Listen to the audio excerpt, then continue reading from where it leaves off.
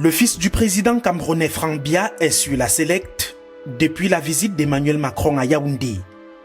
Des banderoles qui le magnifient, sa posture lors de la réception au palais de l'Unité mardi ont suscité des interrogations. On n'a pas très bien compris cette prolifération de banderoles du fils du chef de l'État, M. Franck Biya, à l'annonce de la visite du président français Emmanuel Macron au Cameroun.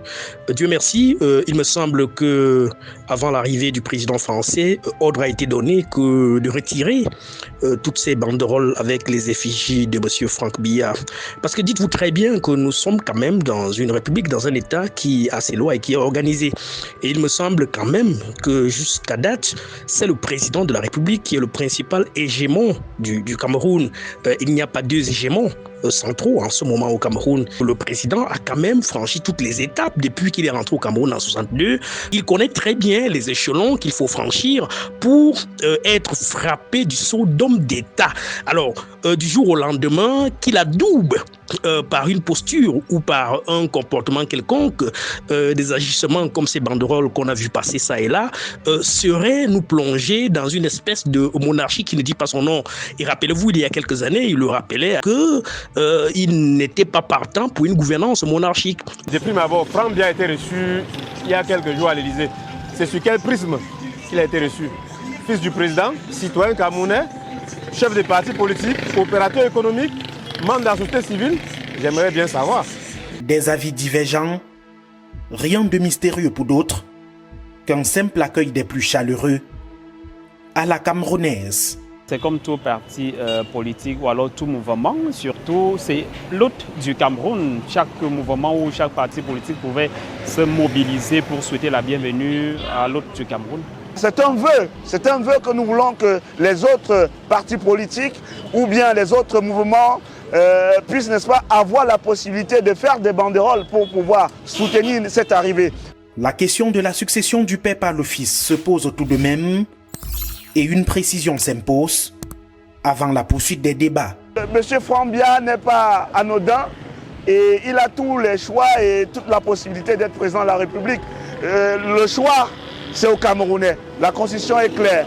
Nous allons aller aux élections s'il faut choisir un président de la République et c'est les Camerounais qui vont voter. Et je pense que pour le moment, nous n'allons pas parler de l'alternance, nous n'allons pas parler d'un nouveau président de la République, parce que le président de la République qui est au Cameroun actuellement, c'est son Excellence Paul Biya et c'est notre président. Et nous comptons le soutenir jusqu'à la dernière énergie. D'aucuns y voient une tentative de sondage de l'opinion en vue d'un gré à gré. Parce que c'est tout comme. Aujourd'hui, c'est comme s'il y a un galop d'essai qu'on jette dans la mare pour essayer de voir à quoi ça renvoie.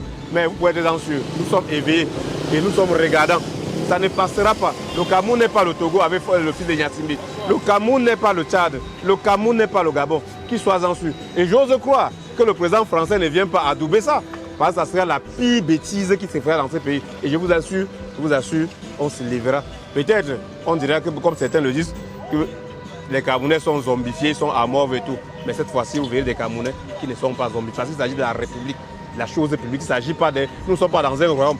Alors, si vous voulez que nous soyons dans un royaume, que le président Biya qui là aujourd'hui, qu'il annule la convention et qu'il décide de recréer, de faire du Cameroun un royaume là, on saura qu'après lui, ça sera son fils. Mais si nous sommes dans un état démocratique, comme les classiques du pouvoir, on semble bien le dire.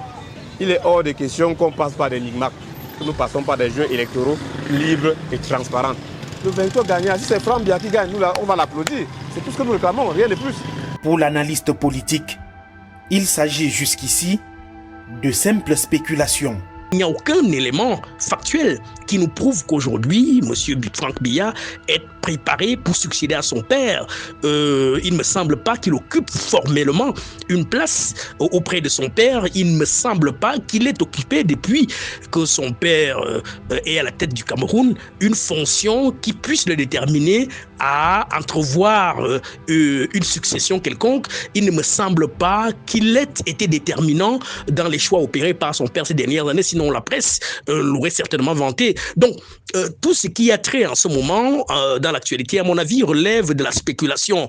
Le moment venu, du point de vue de la Constitution et notamment des agissements que ce dernier pourra poser, on pourrait donc aller dans le sens de spéculer dans ce sens-là. Encore que, même quand on voit les agissements de ces prétendus mouvements franquistes, fébistes et Téchéra, il ne s'est jamais prononcé. Les mises en cause, l'intéressé ne s'est jamais formellement prononcé pour dire qu'effectivement, il assumait sa proximité avec ces prétendus mouvements qui se réclament de sa personne. Donc, on attend voir, mais à mon avis, le reste, pour le moment, relève de la pure spéculation des Camerounais. Depuis 2019, le mouvement franquiste met en avant les capacités de Franck Emmanuel Biya, 50 ans, à diriger le Cameroun. Sa proximité particulière avec son père, la soumission de certains responsables du régime vis-à-vis de sa personne et ses présences de plus en plus régulières aux cérémonies officielles font croire à certains qu'il serait la réponse appropriée à la question de la succession. Seul le temps nous le dira.